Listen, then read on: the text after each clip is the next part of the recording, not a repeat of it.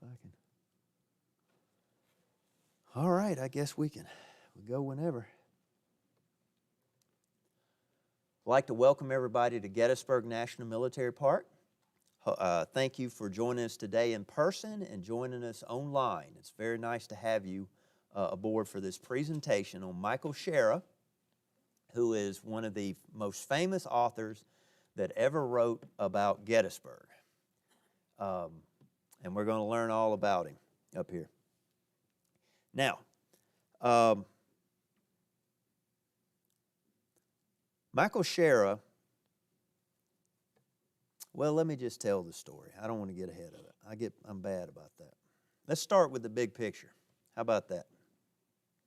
Like many Americans, the story of the Shaara family, and I'm going to go ahead and apologize. My southern accent wants to say Shaara every time. Shaara, all right? But I know I'm going to forget, so I'll just go ahead and apologize. The story of the Shaara family starts when the family immigrated to America. And Michael's father was a young lad when he arrived with his family from Italy in 1904. And no, that is not Michael Shaara.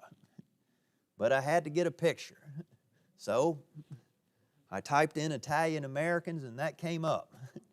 So I took it. The original spelling of the family name, as you can see, was S-C-I-A-R-R-A. But the customs official changed it to its present day spelling. Yep, I like that, Yeah, it means you're learning something. I like that. The newly minted Shaara family settled in Jersey City, New Jersey, among many Italian Americans of the era. And eventually, Michael Sr. married a lady from Texas. And I might get this first name wrong. Eileen Maxwell. And no, that is not the wedding. But I typed in Italian wedding. This is what I got. And it serves its purpose. Just fine. So she married a lady from Texas. Now hold a minute, ladies and gentlemen. Can you imagine a lady from Texas landing in New Jersey, number one, with a large group of newly minted Italian Americans? Can you think about the culture curve you would be on right there? Fish out of water comes to mind. Michael's mother, talking about her genealogy, was a DAR member, that's Daughters of the American Revolution, and a descendant of Light Horse Harry Lee and Thomas Jefferson. I'd love to know how that was connected.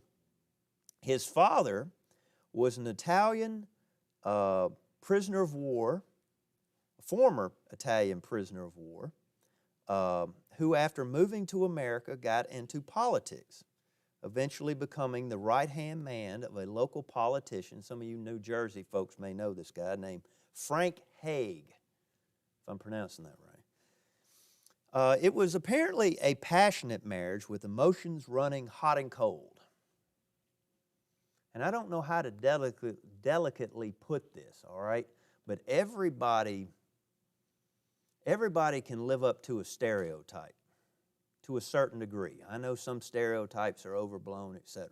But I assure you, ladies and gentlemen, as a redneck from Mississippi, I am not kidding you at all. I do have a car in my yard that does not run.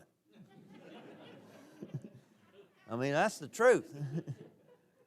So on that level, stereotypically, Italians are much more emotional. Does anybody disagree with that? And I'm saying that now because if you're going to understand Michael Shaara, you're going to have to understand his background and what he's coming from. All right, and how he develops. So talking about development, a baby boy named Michael Jr. entered this world on June 23rd, 1928. And guess what? This ain't him. All right, I'll get some pictures up here. Mother and son quickly developed a close relationship, the mother doting on her young protege. Michael excelled at school and graduated to the top of his class in 1945. Lila Shaara, Michael's future daughter, thought her father's creativity was nurtured by his mother. Quote, this is from her, and I think he got a lot of sense of his grandiosity and kind of this self-absorption from her, and that he was somehow supposed to do something incredibly important. Michael eventually enrolls at Rutgers University, but he was always a rambling man. He came from a family of fighters. All right. His 4 uncles were all professional boxers and good ones. How would you like to go to the Shaara family reunion? Well, how you doing, Richard? Wham! His uncles included a Golden Gloves champion, and a number 2 rated lightweight. Unsurprisingly, Michael began to fight professionally, winning 17 of the 18 bouts that he fought. Isn't that crazy? I just don't like getting hit. I don't like somebody punching on me. That's why I didn't go in the military. I don't like getting up early, and I don't like people hollering at me. So I thought it was a bad fit. Now, Michael quits boxing when the doctors told him he might go blind as a result. Now, that's taking one too many punches.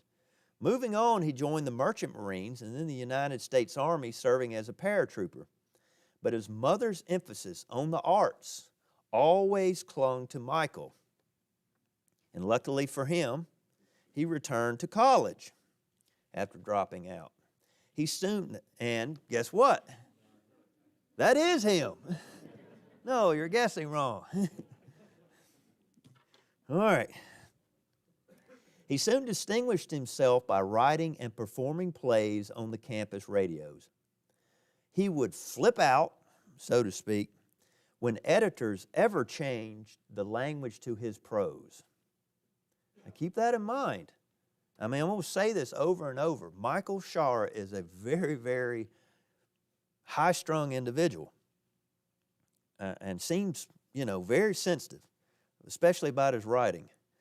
Now, he would perform plays on the campus radios, but like boxing, words carried the weight of a punch for Michael, and he did not like being trifled with. Do you see a pattern here, though?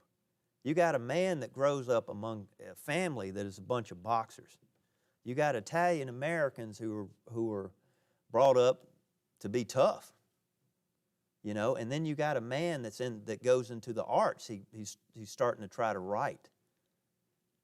Now you couple those two together, and what do you have? You got somebody you don't want to edit. Who you got? He's tough. In 1950, I apologize. I'd like to have gotten the enunciation of this word, but I didn't. He met the love of his life, a lady named Helen. I'm going to slaughter it. A Krumweide, Krumweide. She was a psychology major. And opposites attract. She was quiet, a good listener, everything he wasn't. And Michael liked to talk and possessed an outsized personality. Match was made. In 1951, he graduated from Rutgers, and in the same year, he sold his first story, a sci-fi pulp fiction story. All right? In 1954, he and Helen, along with their young son, Jeff, moved to St. Petersburg. I think Jeff would have been around 2 years old at the time, 2 or 3. They moved to St. Petersburg, Florida, and he continued to write short stories, but took a side job as a cop to support the family. His year on the beat, ladies and gentlemen, produced the idea for a story called, quote unquote, The Peeping Tom Patrol. And this voyeur with a badge story made it into none other than Playboy magazine in September of 1958. And that is the September 1958 issue of Playboy. All right? I'd love to see a copy of that. You know I hold the record. When I did the history of the medical generals of the A.P. Hill, Robert E. Lee, somebody else, I can't remember, it's been so many years. I'm the first person in the Park Service to utilize the word in a public presentation of penile, P-E-N-I-L-E. A wordsmith would appreciate that. And now I'm the first one to ever put a Playboy, which we always read them horizontal for some reason. Oh, come on, that's funny. Nothing like standing out at a convenience store waiting on somebody to help you out. This story, coupled with his other voluminous output, attracted the attention of the department chair of Florida State University. And Michael was offered a position teaching creative writing in 1959. So the thing you need to know is FSU. I'm going to say FSU over and over, Florida State University. In August of 1964, Michael took the family to the New York World's Fair. And returning home, the family stopped in Gettysburg, Pennsylvania to see the battlefield. It would prove a life-changing moment for Michael Shaara. The land mesmerized him, and the story of the men who fought here took hold of the author. The story at Little Round Top brought Michael into contact for the first time with a man named Joshua Chamberlain. The main colonel was a scholarly man, a man of letters from Bowdoin College, a man that could reel off Shakespeare on one hand and read Casey's light infantry tactics on the other. Think about that. Think about the connection. You want to know Jeff Daniels, the movie, obviously he's known as Chamberlain. That is how the author is connecting with Chamberlain. Hope you're starting to see how this is forming. Chamberlain was a man that left his scholarly pursuits to take up the sword, and when his country called, this was a man that Michael Shaara could relate to. Now, they returned home. That's actually him. And Michael resumed teaching at FSU. He was a good teacher, by all accounts. His passion shone through in the classroom, at the coffee houses, and even in his own living room, teaching the next generation. Michael emphasized to his writing students that you cannot think about bestsellers. If you're writing out there, you pay attention to this, all right? Michael emphasized that to his writing students that you cannot think about bestsellers, publishing, or agents, or anything else about that. You're putting the cart before the horse, all right? The most important thing is a good story. That's number one. You got to have a good story, first of all. Michael's own personal method was to talk the story out to friends and family before writing. This helped him conceptualize the story before sitting down at the typewriter. Overall, Michael drove home that to be a good writer, you must employ the BIC method, B-I-C. And what does BIC stand for? Chris is bracing over here. This means butt in chair. You cannot write a story, here's your epiphany, unless you're sitting writing. You have to put your butt in a chair.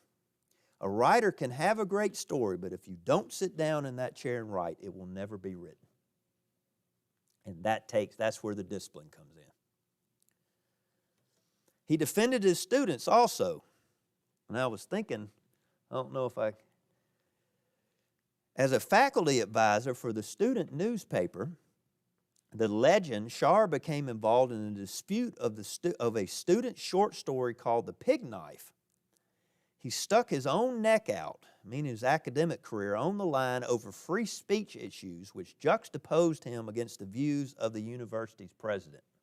And this was not only, I think it's 1968, but there's some, if you're interested, FSU has got some information, more information online. They actually ran the president off. It got that controversial that the president actually resigned from that. and they brought him back later, etc. So I ran across this in one of the student newsletters, and I don't know, okay? But I'm wondering if that's Michael. I don't know. Looks like it. But that is one of the students. They had sit-ins. I mean, this got to be, it was pretty big. But that's the type person he is. That's the whole point. He doesn't care. It's about academic freedom. You don't tell an author how to write. You don't change it. If you're wondering what the pig knife was about, he had a lot of curse words in there, apparently. And, you know, for 1968 to be published in the school newspaper was a little bit, you know.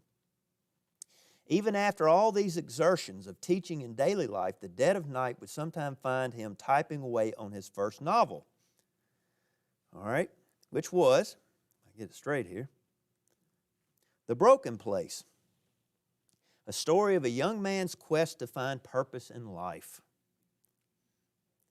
Little Jeff Shaara's job was to empty the ashtrays in the morning, piled high with cigarette butts from the night of writing. You want a picture of Michael writing? You stick a cigarette in his mouth. Right here. Piled high. Michael's frenetic lifestyle took its toll, however, and a regimen of endless coffee and 4 packs a day of cigarettes. Did you hear me? Now, my grandma smoked 3 packs a day, and I thought that was some smoking. You smoking 4 packs and you doing something right there. I don't even know how you could do that.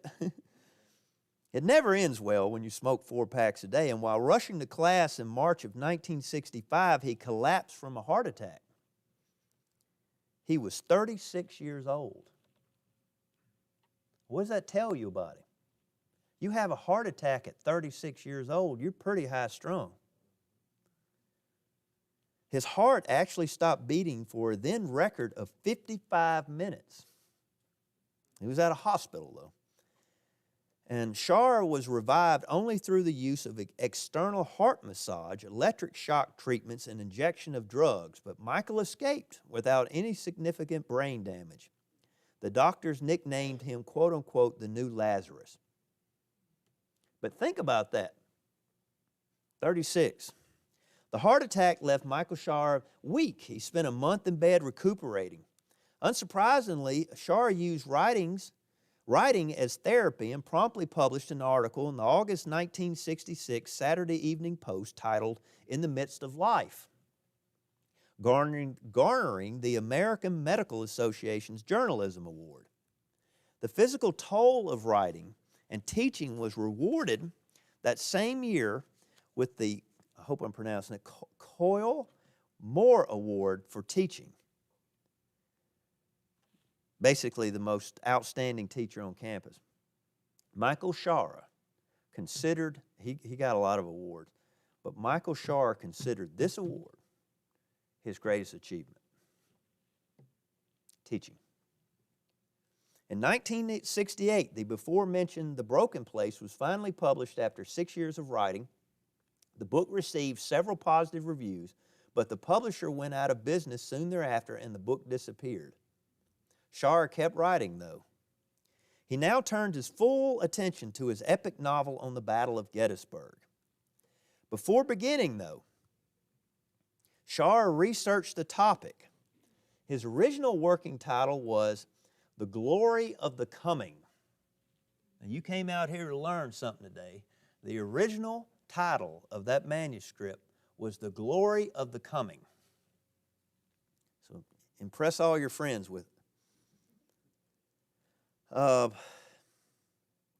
He was not satisfied with knowing the overall story of the fighting. He delved deeper into the hearts and minds of the men who fought here. In 1970, he and his son Jeff returned to the battlefield. And Jeff later recalled, quote, that it was my job as the kid to do the physical groundwork because he was still in fairly rough shape from his heart attack. Eventually, Jeff and Michael reached the high water mark, as we know the climax of Pickett's charge. Quote, my father and I reached these clump of trees and crossed the wall and came to the spot where Armistead actually fell. Right here, We were caught very much by surprise by the impact of that place, because coming across the ground, my father was Armistead. That's the benefit of being highly emotional. He stepped into, or at least attempted to, as much as he could, step into the shoes, so to speak, of the characters in which he was writing about. And that's the secret. He was in his mind, let me back up.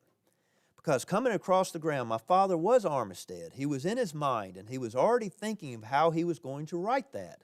And when we came to the spot where the man was shot, where the man went down, the impact of that was a big surprise to my father. I remember him trying to explain to me the story. We turned and we looked back across the ground to the area we just came across, and he got very choked up. He got very emotional looking across that ground back towards Lee, and it was probably the toughest moment that I remember on this field for him. 1970. In retrospect, Jeff feels it was, quote unquote, probably the best time of my life with my father. All right? Sadly, on New Year's Eve of 1972, Jeff and his father had an argument, and the two never reconciled again. Now, no son escapes an argument with their father. Hello? When you're growing up.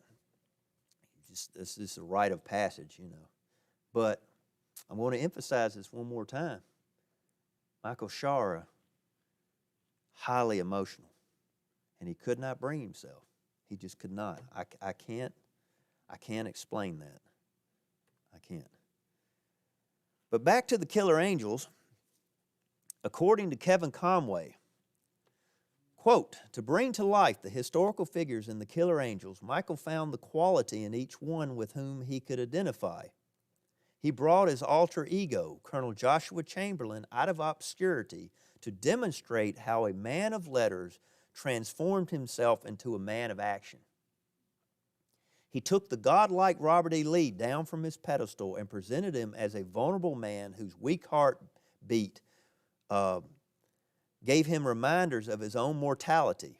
He redeemed General James Longstreet from his traditional role as scapegoat for the Confederate defeat and sympathetically recast him as an introspective man, brooding over a lot of personal losses and professional disappointments. And he idealized the bond between Armistead and Hancock because he craved,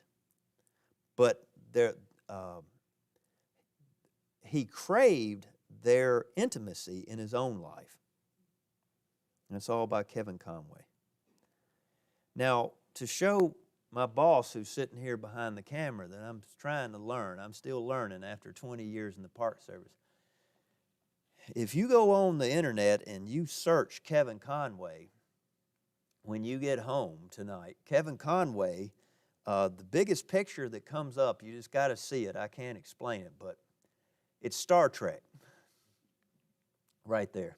And Kevin Conway is a Klingon. Only Star Trekkers trek. I thought if I put that slide in there, it would overwhelm the point I was trying to make. So I didn't do it.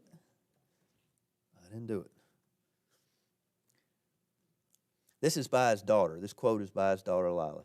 His whole purpose in using those people as the focuses and as the points of view that he used was to help give the reader and himself, as the writer, that direct experience on being on the battlefield and hearing the sobs of the men and hearing the gunfire. I mean, deafened by gunfire. This was his whole motive in writing the book, according to his daughter.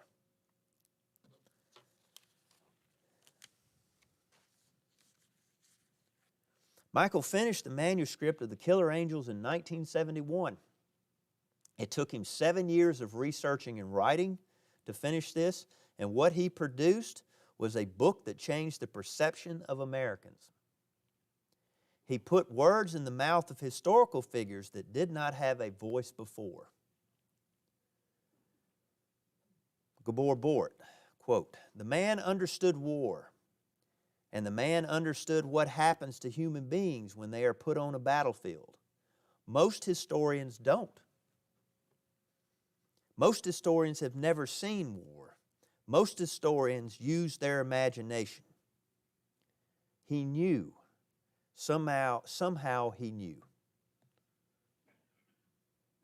1974 brought some relief after being turned down by an estimated 15 publishers. You writers out there, did you hear what I just said? 15 publishers turned him down.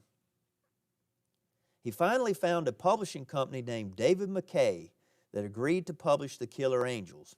Why did it take so long? Why so many rejections on such a good book that we all cherish today?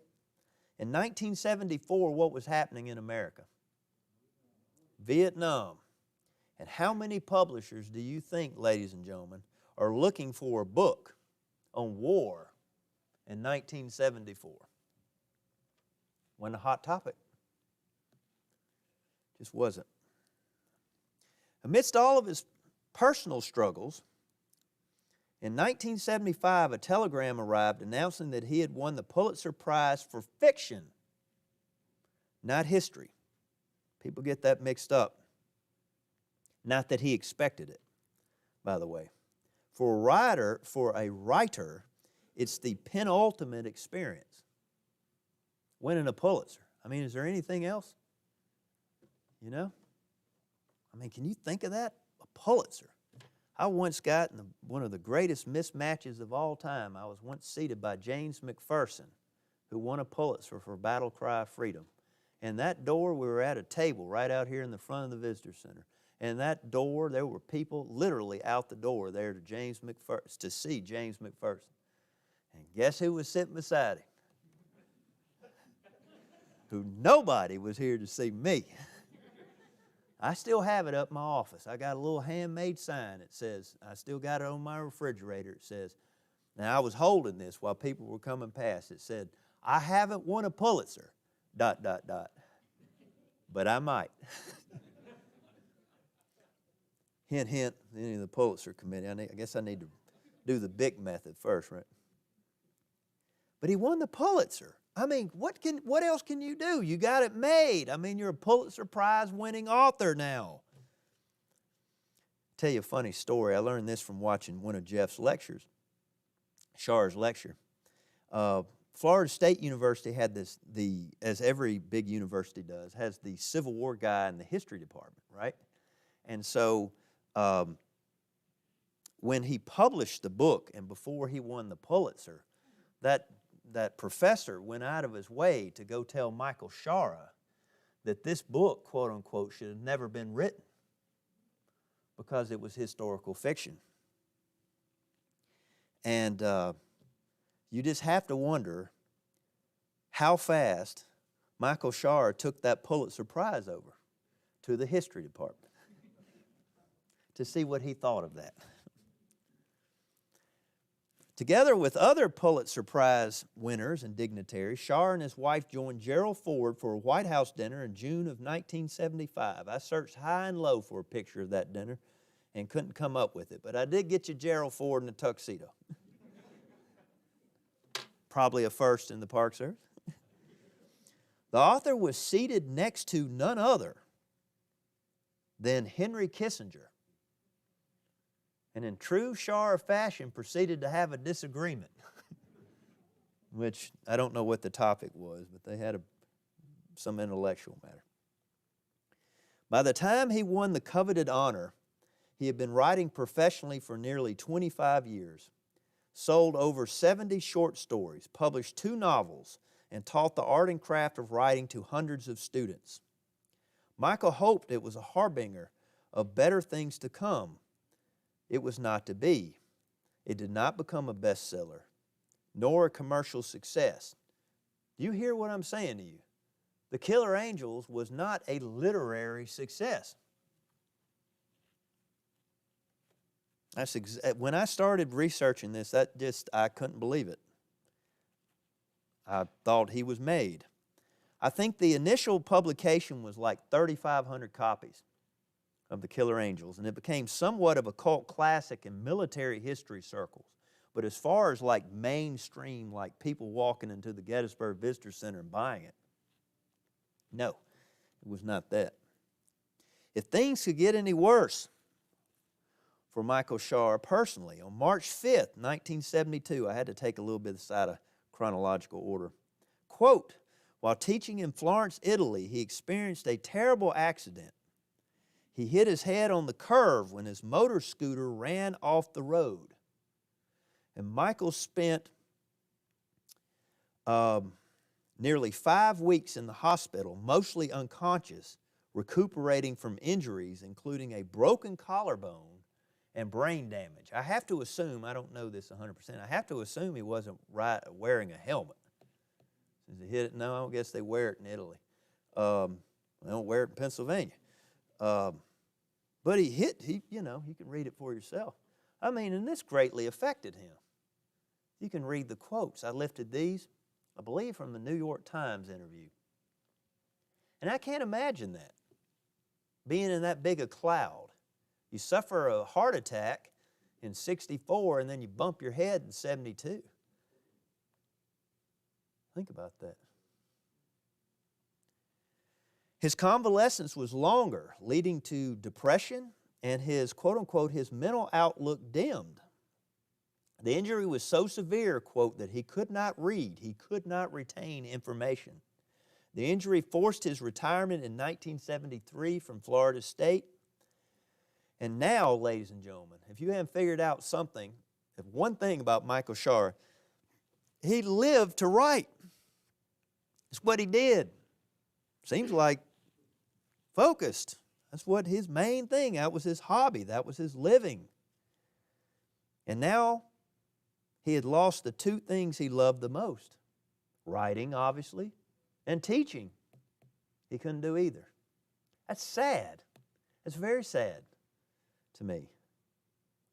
And to top it all off, when Michael's brother, a doctor by trade, did not pay the type of attention that Michael Shaara thought he deserved, coming to his aid, I don't know what he expected, he cut his brother off too. Lost his brother, figuratively.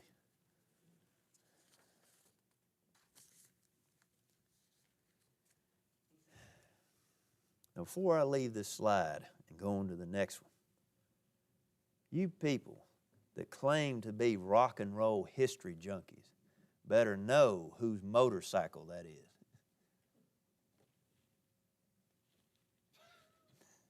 Whatever. His mental limitations from the accident continue to manifest themselves for the rest of his life. In 1981, McGraw published The Herald, his next novel. The story starts and then falls apart during the progression, mirroring the author's personal life. The book, quote unquote, was as much a symbol of what he was going through in his own life, in that as he got toward the end of his life, he wasn't there anymore, according to Jeff. He wasn't the same person. The writing wasn't there. The effects of the motorcycle accident were still there. And it frustrated him, or at least I read into that. I think it frustrated him heavily. He began to wander the world. He visited Africa several times. He always liked to go back to Italy. Seemed to like to go to Italy quite a bit. The old mother country, probably still had relatives there at the time. Shaara became a sought-after speaker at colleges, universities, conferences, library associations, and clubs. Some of his notable speaking engagements were at the Chamberlain Symposium in 1978 and Gettysburg College Civil War Institute in 1987. Yes. We have one of the licensed guides here. When Chris advertised, put all the programming up on the internet, and this one listed, I have one of the LBGs come to me and say that when he was a military officer, he was actually Michael's escort when he came to Fort Leavenworth.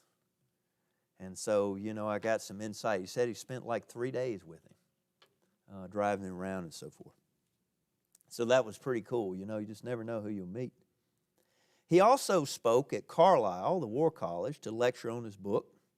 And it was in this time period, during the early 80s, I did not know this surprised me, that early 80s, that director Ron Maxwell first approached Michael about making a screenplay out of his book. Michael was reluctant, however, having been burned previously in trying to get a deal. The last years of his life in the 1980s saw him spending much time in coffee shops, jotting down quote-unquote story ideas, plans, letters, and journals. In some entries, Michael Shaara tried to take stock of his life. Unfortunately, quote, for a man with an abundance of talent, according to Kevin Conway, achievement and experience, he sadly came up empty. Michael was as hard on himself as he was on others. As stated, he was estranged from his son.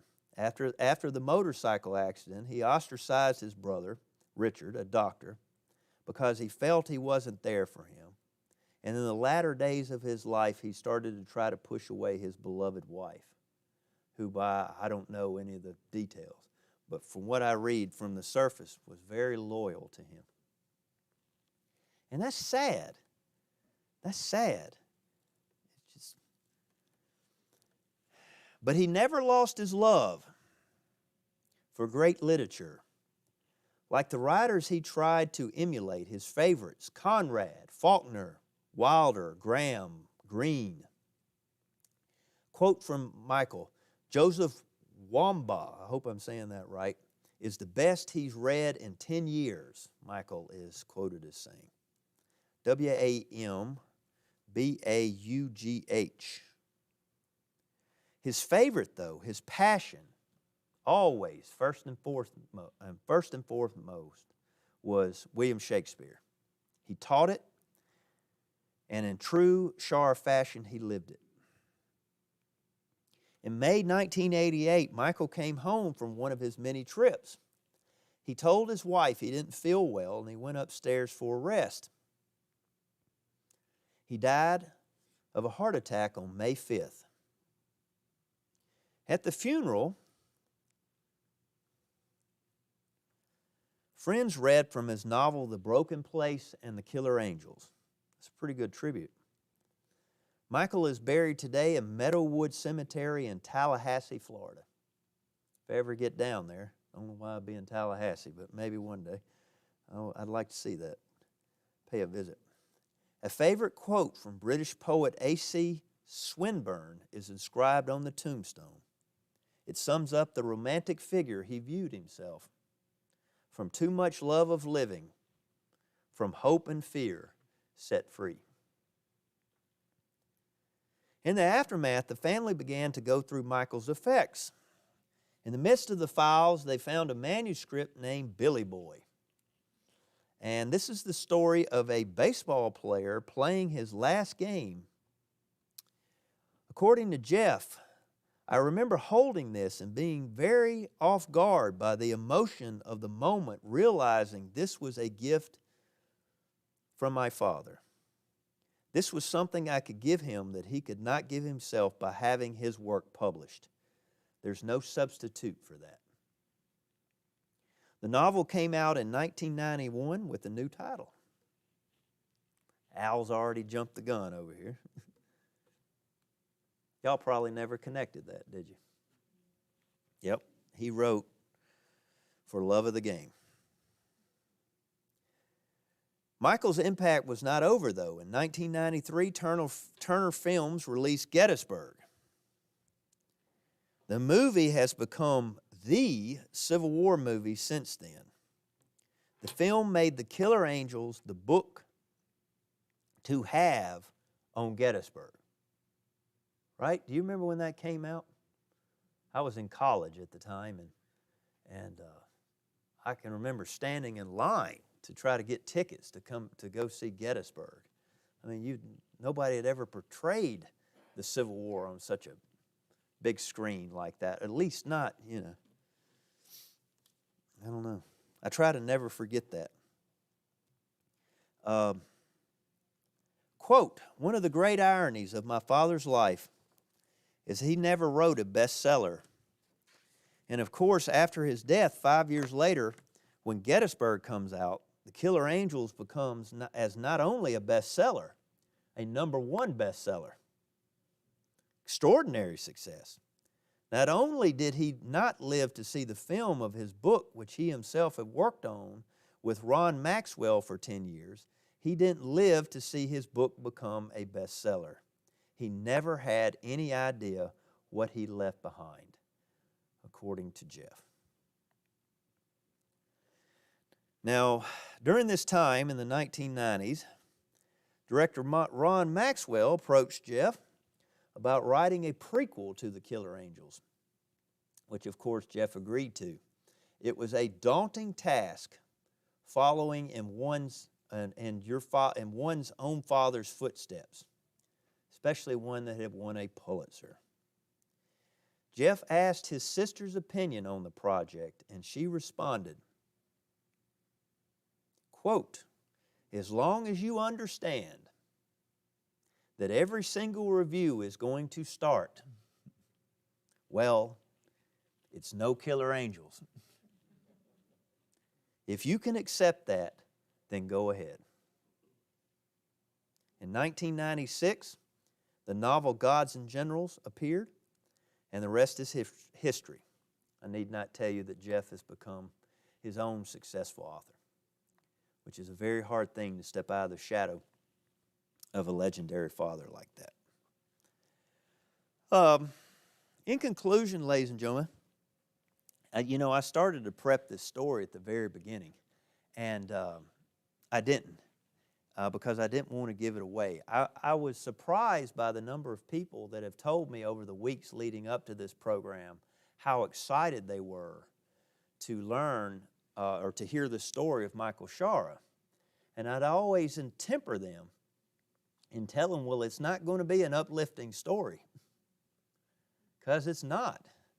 It's a story of just extreme highs and extreme lows to me, with a lot of, I'm sure very, very happy moments, as we all experience, but a lot of deep chapters at that. And when I got through writing this paper, researching this paper, and I sat back and looked at it, I was like, I don't know. I found the story so compelling because Michael was nothing like I thought. I thought, he wrote a few things, then he won the Pulitzer and he was made. Not true. I don't know. I wish he could have seen it, though. I would like, if I had a time machine, I would love to bring him forward and tell him how many copies of The Killer Angels has been filmed, or sold, I should say, ever since the movie Gettysburg came out. Michael Shaara, A Writer's Life. Thank y'all very much. I appreciate it.